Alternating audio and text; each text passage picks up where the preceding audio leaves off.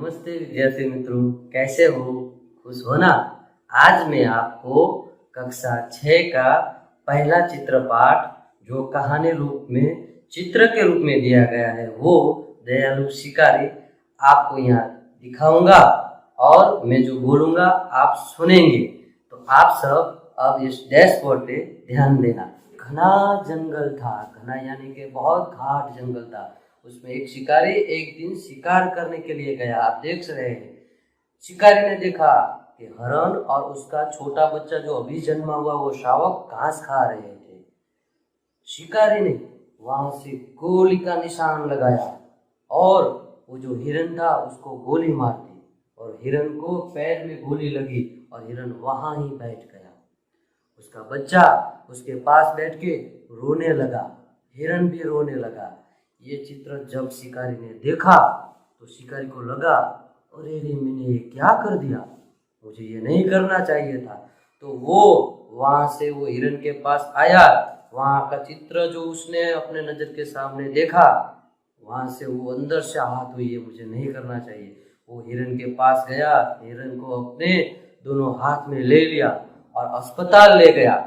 अस्पताल जाके डॉक्टर साहब को कहा कि डॉक्टर साहब इसकी गोली निकाल दे। डॉक्टर साहब ने उस हिरन की गोली निकाल दी तो हिरन एकदम स्वस्थ हो गया और स्वस्थ होने के बाद वो शिकारी वहां से हिरन को लेके घाट जंगल में छोड़ आया। उसने देखा कि हिरन और उसका शावक वहां फिर से घास खाने लगे हैं। इस बात से हमें यह सीख मिलती है कि हमें किसी को कोई भी नुकसान नहीं करना चाहिए। हमें हमारे हृदय में दया का भाव होना चाहिए। हम बच्चों, आज हमने दयालु शिकारी की कहानी जो सुनी वो आप अपने हृदय में उतारना। आज हम उसी चित्र पाठ के अभ्यास के बारे में देखेंगे। आप अपने पाठ्य पुस्तक में ध्यान रखना और मेरी आवाज़ को सुनना और ये वीडियो भी देखना। पहला प्रश्न, चित्र का अवलोकन करके प्रश्नों के उत्तर दीजिए। हमें अगले जो चित्र पाठ दिया गया है पहले पेज पे उसका अवलोकन करके फिर प्रश्नों के उत्तर देना है। पहला प्रश्न है, इस चित्र पाठ में किस पशु की बात है? बच्चों कौन बताएगा? हाँ, सही उत्तर। इस पाठ में हिरनी की बात की गई है। बहुत अच्छे। अब दूसरा प्रश्न लेते हम, आपने किन किन पशुओं को देखा है? तो आप तो कहेंगे ना, हमने तो कई पशुओं को देखा है। हाँ, तो उसमें है गाय, भैंस, बकरी, बिल्ली, कुत्ता, गधा, घोड़ा इत्यादि पशुओं को हमने देखा है। और उसके बाद का प्रश्न है, जंगल में कौन कौन से जानवर देखने को मिलते हैं बच्चों? कौन बताएगा? हाँ, सही उत्तर। जंगल में हिरन, बाघ, शेर, चीता, खरगोश, लोमड़ी आदि अनेक जानवर देखने को मिलते हैं। अब उसके बाद का प्रश्न है, चित्र पाठ के आधार पर शब्दों की सूची बनाइए। हमें जो अगले पेज पर चित्र पाठ दिया गया है ना, उसके आधार पर हमें सूची बनानी है। उदाहरण के तरीके पे शिकारी, दयालु, वैसे ही हम सूची बनाए तो हिरन, जंगल, डॉक्टर, बंधु, शावक, ऐसे कई सूची लंबी हम बना सकते हैं। उसके बाद का प्रश्न हम देखते हैं, चित्र पाठ के आधार पर चुने गए शब्दों को लेकर वाक्य बनाइए। एक शब्द दिया जाएगा, उसके ऊपर हमें वाक्य बनाना है। उदाहरण के तौर पर देखिए तो एक दयालु शिकारी था, ऐसे ही हमें दूसरे वाक्य बनाना है। जैसे कि मैं ही बना के आपको देता हूँ, एक गाढ़ जंगल था। दूसरा वाक्य, हिरन और उसका नन्हा शावक घास खा रहे थे। तीसरा वाक्य, शिकारी हिरनी को अस्पताल ले गया। चौथा वाक्य हम लेते हैं, हिरनी स्वस्थ हो गई। समझ गए ना बच्चे? अब उसके बाद हैं, चित्रों के आधार पर निम्नलिखित जैसे प्रश्न पूछकर दयालु शिकारी कहानी बनाइए। उदाहरण के तौर पर यहाँ 8 वाक्य दिए गए हैं। और उसके आधार पर जो मैंने कल अगले वीडियो में वार्ता चित्र रूप में थी वो जो कही थी, वैसे ही वार्ता वैसे ही कहानी आपको अपनी नोटबुक में लिखनी है। समझ गए बच्चों? बहुत सुंदर।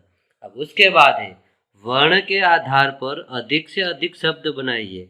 एक अक्षर एक वर्ण आपको दिया जाएगा, उसके आधार पर आपको जितने हो सके उतने शब्द बनाने। उदाहरण के तौर पर यहाँ दिया गया है ख। ख के ऊपर से ख वर्ण के ऊपर से शब्द बनते हैं यहाँ पे खरगोश, खत्म, खाली, खाना, खेरवा, खजाना, ऐसे अनेक शब्द बनते हैं। वैसे ही यहाँ पे आपको 4 वर्ण दिए गए हैं। पहला है ट, दूसरा है ड, तीसरा है म और चौथा है प। इन चारों वर्ण के आधार पर आपको अनेक शब्द बनाने हैं। समझ गए ना बच्चों? आप बना सकते हैं ना? हाँ ठीक है, बहुत अच्छा। हम दयालु शिकारी के स्वाध्याय के बारे में चर्चा करेंगे। शिकारी हिरनी के पास क्यों गया? अपने विचार लिखिए। आपको अपने विचार को लिखना है। कैसे? शिकारी हिरनी के पास क्यों गया? आप अपने विचार को यहाँ लिखेंगे।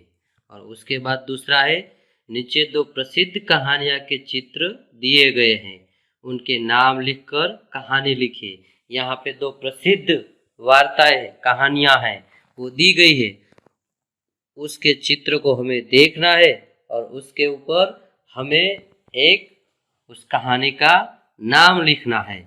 समझ गए बच्चों? इसके स्वाध्याय के बारे में चर्चा करेंगे। पहला प्रश्न, शिकारी हिरनी के पास क्यों गया? अपने विचार आपको यहाँ पे प्रस्तुत करना है बच्चों। कर सकते हैं ना? बहुत सुंदर। और दूसरा है नीचे 2 प्रसिद्ध कहानियों के चित्र दिए गए हैं, उनके नाम लिखकर कहानी लिखिए। हमने यहाँ पे पहला चित्र जो है वो यहाँ प्रस्तुत किया है, आप देख सकते हैं। चित्र कौन सी कहानी का है ये बच्चों आपको बताना है।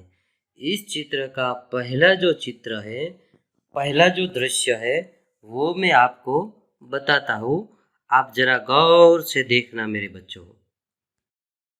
पहला चित्र है 2 हंस है, एक कछुआ है, वो अपने साथ एक दूसरे के साथ बात कर रहे हैं। ये कहानी का पहला दृश्य है।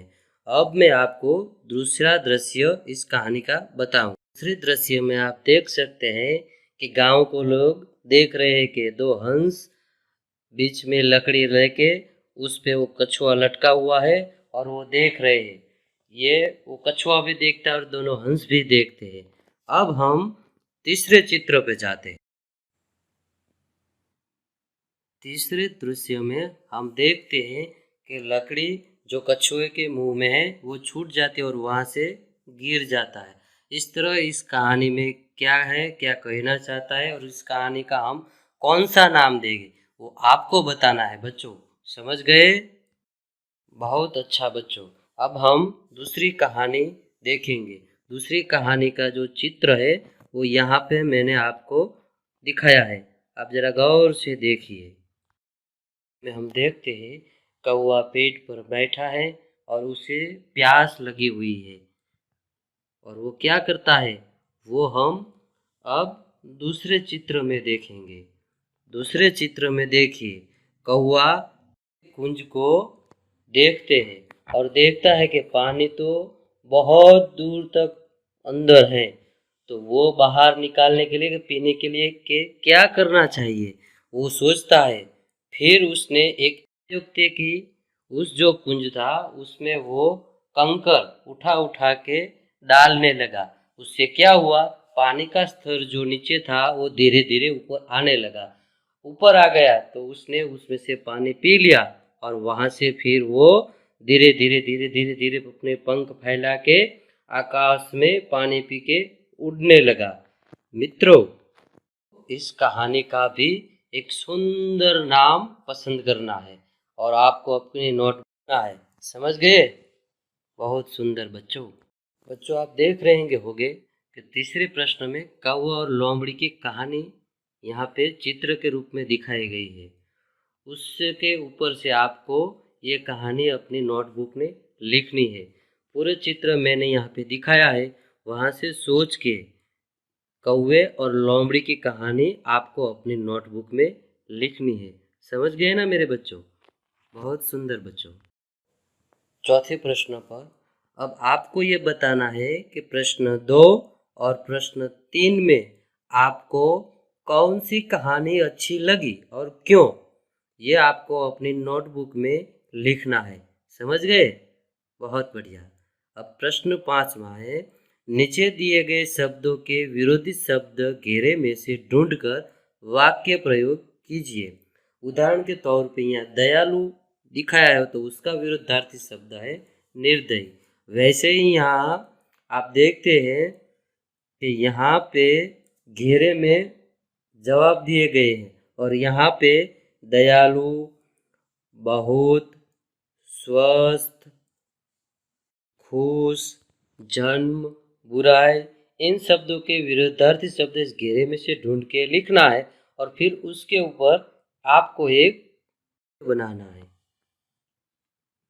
आप पढ़ चुके हैं कि किसी व्यक्ति, वस्तु, स्थान या भाव को प्रकट करने वाले शब्दों को संज्ञा कहते हैं।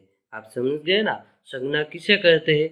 आप देख चुके हैं कि कोई भी व्यक्ति हो, वस्तु हो, स्थान हो या भाव हो, उसको प्रकट करने वाले शब्द जो होते हैं ना, उसे संज्ञा कहते हैं। 6 में नीचे दिए गए वाक्यों में जो संज्ञा है उन्हें रेखांकित कीजिए। उदाहरण के तौर पे थोड़ी देर बाद उसे राम और श्याम मिले। यहाँ पे राम और श्याम दोनों संज्ञा है।